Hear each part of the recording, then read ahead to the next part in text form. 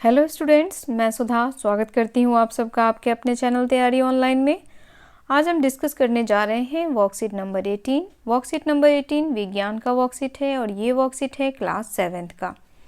Worksheet को start करने से पहले आप यहाँ अपना नाम लिखें और यहाँ आप अपने कक्षा अध्यापक का नाम अवश्य लिखें। ये वर्कशीट है 2 दिसंबर 2020 का। आज का हमारा टॉपिक है प्राणियों में पोषण, किस प्रकार प्राणियों को पोषण मिलता है। और आज हम पढ़ेंगे पाचन के बारे में कि प्राणी किस प्रकार अपना पाचन कार्य करते हैं। तो यहाँ देखिए, निम्नलिखित चित्रों को ध्यान से देखिए और समझिए। यहाँ देखिए, ये चित्र किसका है? बकरी का है। और ये क्या खा रही है? पत्तियाँ खा रही है। यहाँ इस चित्र को देखिए, इस चित्र में एक शेर है जो क्या खा रहा है? मांस खा रहा है। और इस चित्र को देखिए, यह एक वक का चित्र है, यानी बगुला। बगुला क्या खा रहा है? मछली खा रहा है। तो आपने बकरी को देखा, ये क्या है? शाकाहारी है, ये पत्तियां खाती है। आपने शेर का चित्र देखा, शेर क्या है? मांसाहारी है, ये सिर्फ मांस का सेवन करता है। और आपने बगुला का चित्र देखा, ये क्या खाता है? तो ये भी मछली खा रहा है, ये भी क्या है? मांसाहारी है।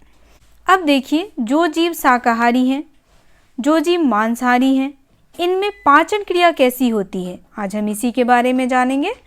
अब यहाँ कुछ प्रश्न दिए हुए हैं। प्राणी या जंतु भोजन क्यों करते हैं? तो प्राणी और जंतु भोजन क्यों करते हैं? भोजन इसलिए करते हैं ताकि उन्हें ऊर्जा मिले और उनका ग्रोथ अच्छे से हो सके। जंतु अपना भोजन किस प्रकार प्राप्त करते हैं? तो देखिए, कुछ जो जंतु होते हैं वह शाकाहारी होते हैं, जो साग सब्जी खाने वाले होते हैं। तो उनका भोजन किससे मिलता है? पेड़ पौधों से। और कुछ जो होते हैं वह मांसाहारी होते हैं, उनका भोजन वो जानवर होता है जो शाकाहारी होता है, जो साग सब्जी खाने वाला होता है। आगे देखते हैं क्या दिया हुआ है। अब यहाँ देखिए, प्राणी अपना भोजन प्रत्यक्ष अथवा परोक्ष रूप से पौधों से प्राप्त करते हैं। कुछ प्राणी सीधे ही पौधों का भक्षण करते हैं, जैसे शाकाहारी। अब देखिए, यहाँ पे भी वही बात कहा गया है कि कुछ प्राणी जो हैं वह प्रत्यक्ष और परोक्ष रूप से क्या खाते हैं? वह खाते हैं पौधे, पत्तियाँ खाते हैं, घास फूस खाते हैं। तो इन्हें हम कहते हैं शाकाहारी प्राणी। उसके बाद जबकि कई अन्य उन जंतुओं को अपना आहार बनाते हैं जो पौधे खाते हैं, जैसे मांसाहारी। अब यहाँ शेर का चित्र दिया हुआ है, तो शेर क्या है? मांसाहारी।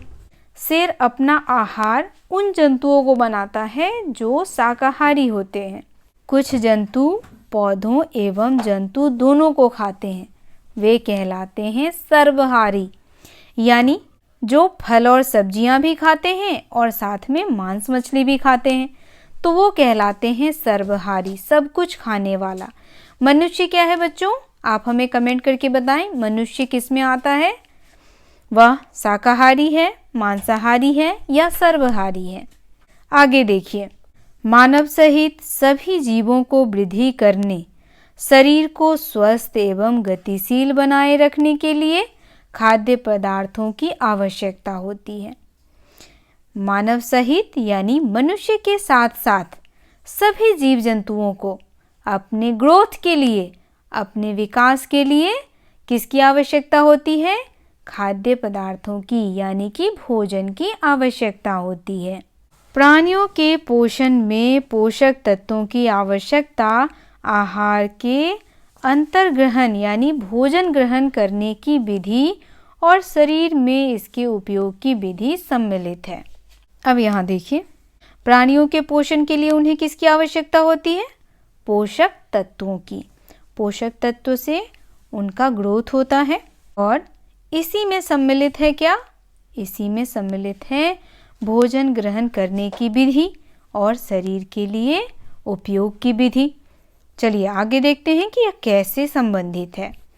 पोषक तत्व कार्बोहाइड्रेट, वसा, प्रोटीन जैसे भोजन के संघटक पोषक तत्व ऊर्जा और शरीर की वृद्धि के लिए अत्यंत आवश्यक हैं।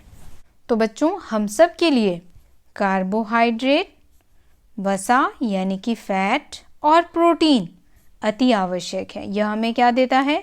यह हमारे शरीर को ऊर्जा प्रदान करता है। हमारे शरीर को ऊर्जा प्रदान करता है कार्बोहाइड्रेट और वसा। और प्रोटीन का कार्य होता है, यह हमारे शरीर के ग्रोथ में मदद करता है। यानी शरीर की वृद्धि के लिए क्या आवश्यक है? प्रोटीन आवश्यक है। परंतु भोजन के ये संघटक जैसे कार्बोहाइड्रेट जटिल पदार्थ हैं। अनेक जंतु इन जटिल पदार्थों का उपयोग सीधे इसी रूप में नहीं कर सकते हैं, इसीलिए इन्हें सरल पदार्थों में विघटन यानी टूटना, विघटन शब्द का अर्थ होता है टूटना, आवश्यक होता है। उसके बाद देखिए पाचन। जटिल खाद्य पदार्थों का सरल पदार्थों में टूटने की प्रक्रिया को पाचन कहते हैं। हम सब जब भोजन करते हैं और भोजन में जब हम कार्बोहाइड्रेट लेते हैं, वसा लेते हैं और प्रोटीन लेते हैं, तो इन सब को पचाने के लिए हमारे शरीर में क्या होता है? इनका छोटे छोटे टुकड़ों में ये बट जाते हैं और हमारा शरीर इसको पचा लेता है। तो चलिए बच्चों, अब देखते हैं इसमें दिए गए प्रश्नों को। पहला प्रश्न हमारा है, 3 जीवों का नाम लिखिए जो पौधे खाते हैं। हमें उन जीवों का नाम लिखना है जो शाकाहारी हैं। तो गाय जो है वह शाकाहारी जीव है। उसके बाद बकरी भी सिर्फ घास, साग सब्जी ये सब खाती है। उसके बाद आप यहाँ पे लिख सकते हैं बैल, यह भी शाकाहारी होता है। दूसरा प्रश्न देखिए, दूसरा प्रश्न में हमें रिक्त स्थान को पूरा करना है। यहाँ लिखा गया है तथा वसा का उपयोग ऊर्जा और प्रोटीन का उपयोग शरीर की डैश के लिए होता है। तो डैश तथा वसा, तो यहाँ क्या भराएगा? तो बच्चों यहाँ आप भर सकते हैं कार्बोहाइड्रेट। यहाँ आप लिखेंगे कार्बोहाइड्रेट। मैं यहाँ शॉर्ट में लिख रही हूँ, आप इसको पूरा लिख लीजिएगा। कार्बोहाइड्रेट तथा वसा का उपयोग किस लिए होता है? ऊर्जा के लिए। और प्रोटीन का उपयोग शरीर की वृद्धि के लिए होता है। तो यहाँ हम लिखेंगे वृद्धि। प्रोटीन हमारे शरीर के ग्रोथ में हमारी हेल्प करता है। इसीलिए आप लोगों ने भी देखा होगा छोटे बच्चों को प्रोटीन युक्त भोजन अधिक दिया जाता है ताकि उनका बॉडी जो है वो क्या करे? ग्रोथ करे यानी वृद्धि करे।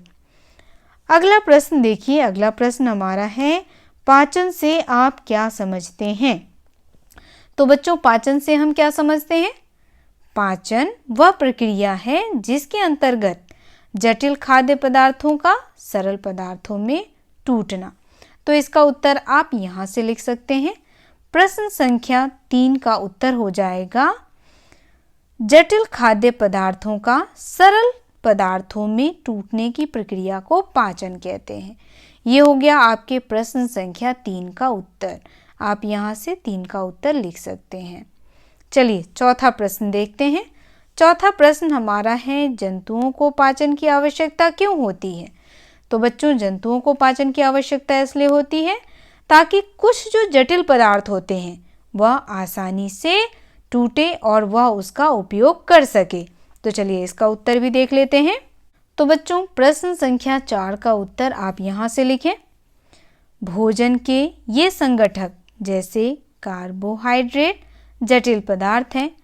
अनेक जंतु इन जटिल पदार्थों का उपयोग सीधे इसी रूप में नहीं कर सकते हैं, इसीलिए उन्हें सरल पदार्थों में विघटन यानी टूटना आवश्यक होता है।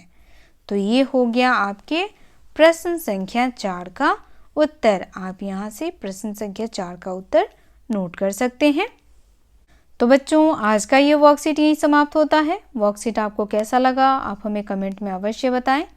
अगर आपको कहीं भी समझने में समस्या हो तो भी आप हमें कमेंट करके सूचित कर सकते हैं। अगर आप हमारे चैनल पर नए हैं तो आप चैनल को अवश्य सब्सक्राइब कर लें, वीडियो को लाइक करें और अपने दोस्तों के साथ शेयर करना बिल्कुल ना भूलें ताकि उन्हें भी हमारे वीडियो से वर्कशीट नंबर 18 को सॉल्व करने में हेल्प मिल सके। तो मिलते हैं अगले वर्कशीट में। आप सबका धन्यवाद।